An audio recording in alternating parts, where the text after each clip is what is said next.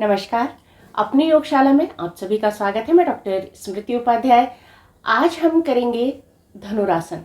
धनुरासन करने का सही तरीका क्या है उसके बारे में बताऊंगी। सबसे पहले जानते हैं सावधानी। इस आसन को करने के पूर्व जो सावधानी रखनी है वो है हर्निया, अल्सर, किडनी से संबंधित कोई समस्या है, आंतों से संबंधित कोई समस्या है तो वे लोग इस आसन को ना करें, और अति उच्च रक्तचाप के रोगी भी इस आसन को ना करें। बाकी सभी लोग इस आसन को आसानी से कर सकते हैं। तो इस आसन को करने से बहुत सारे लाभ हमें प्राप्त होते हैं। तो पहले हम लाभों के बारे में भी बात कर लेते हैं ताकि इस आसन को उत्साहपूर्वक कर सके।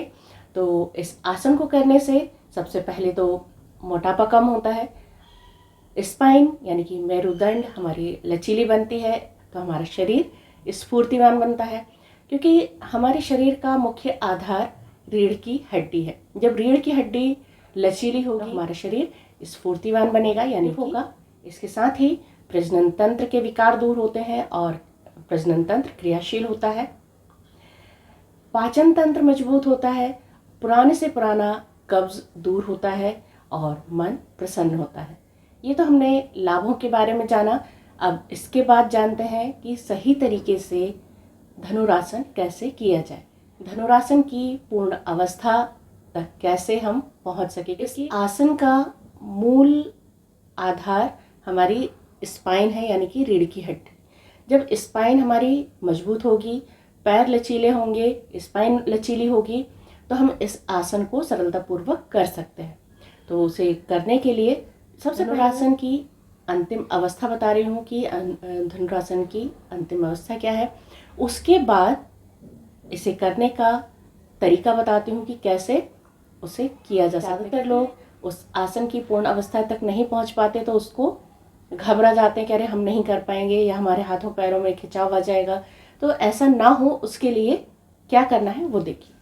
तो सबसे पहले पेट के बल लेट जाएंगे ऐसे,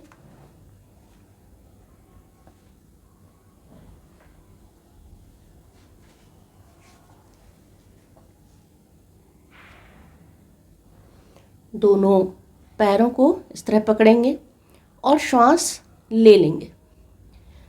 और उसके बाद पहले हम उठाएंगे अपने पैरों को, फिर शरीर का ऊपरी भाग ऊपर की ओर उठाएंगे और हाथों को और पैरों को तान देंगे। देखिए कैसे करेंगे।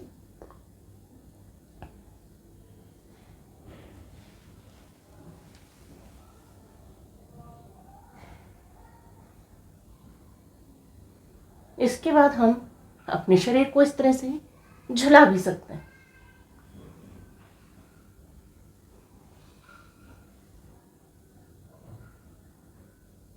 पंद्रह से 20 सेकंड इस स्थिति में रहें और धीरे धीरे श्वास छोड़ते हुए वापस मूल अवस्था में।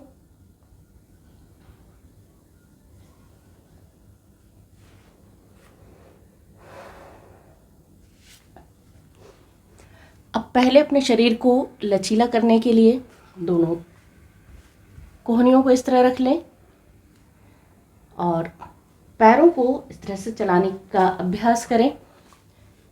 पैरों को इस तरह चलाएं, पैर लचीले होंगे, जांघें लचीली होंगी।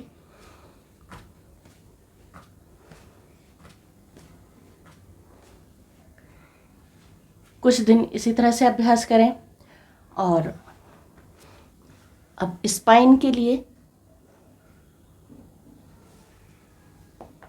भुजंगासन का अभ्यास करें। भुजंगासन मैंने कई बार बताया है, तो पुराने वीडियोस में आप देख सकते हैं और अभी भी बता ही रही हूँ।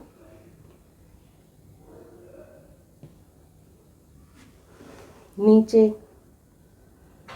श्वास लेते हुए शरीर ऊपर,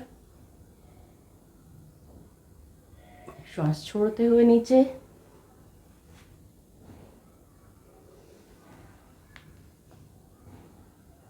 इस तरह से अभ्यास करें और उसके बाद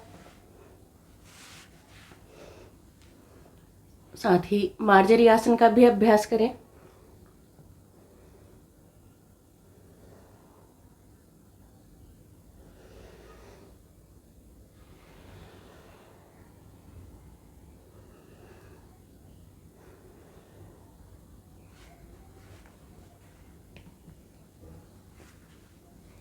इतना अभ्यास करने से हमारा शरीर लचीला होगा।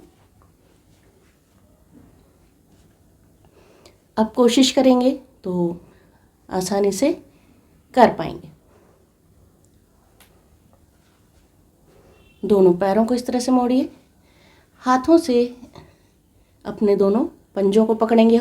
हो सकता है अभी भी नहीं पकड़ा ही आ रहा है, तो अगर आपका पजामा पकड़ा ही आ रहा है या कहीं भी पैर को किसी भी तरह से पकड़ पा रहे हैं तो उसे पकड़ लीजिए। यहाँ पकड़ पा रहे हैं तो यहाँ पकड़ लीजिए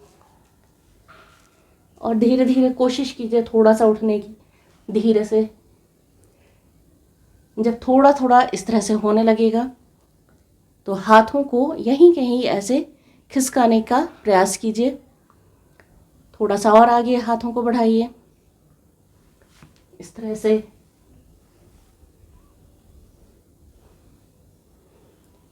उसके बाद और यहाँ पर एंकल को पकड़ लीजिए। इतना अभ्यास करना है और उसके बाद हम आसानी से धनुरासन की पूर्ण स्थिति में आ सकते हैं। कुछ दिनों का ही अभ्यास लगेगा।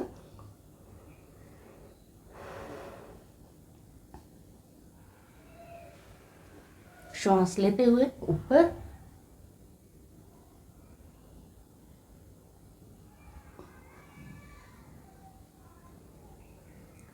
श्वास छोड़ते हुए धीरे धीरे नीचे।